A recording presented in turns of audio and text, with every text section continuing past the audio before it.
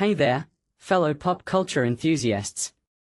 Today, we are diving into a topic that has some folks scratching their heads: the upcoming Marvel Star Wars comic book crossover, titled Star Wars Marvel: Hope Assembles. Now, this might seem like a match made in fanfiction heaven, but I've got to say, it's got me thinking. First off, let's talk about the context.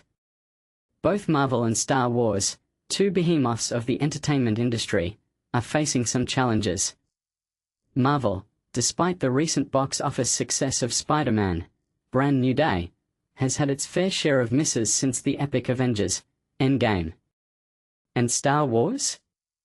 Well, it's a galaxy far, far away, but it's also a galaxy that's feeling a bit overcrowded and, dare I say, a tad exhausted.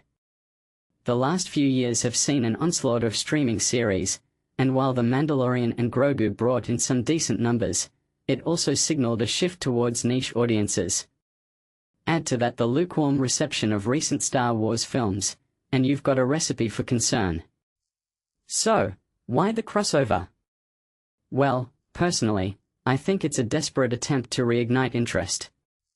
You see, crossovers are often used as a last-ditch effort to revive struggling franchises.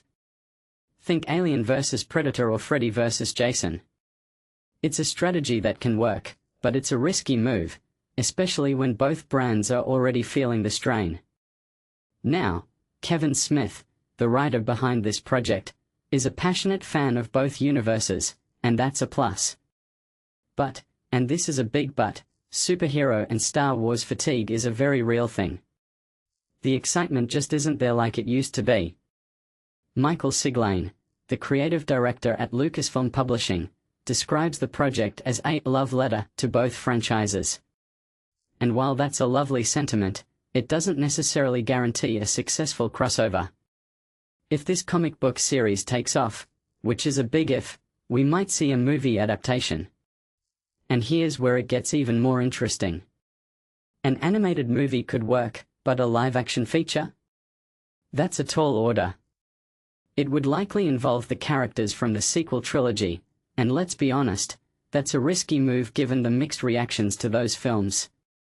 So, could a Star Wars Marvel crossover work on the big screen? In my opinion, it's a long shot. But hey, if they decide to make it a comedy starring Keke Palmer and SZA, I might just change my tune. What do you think, folks? Are you excited for this crossover, or do you share my skepticism? Let's discuss in the comments.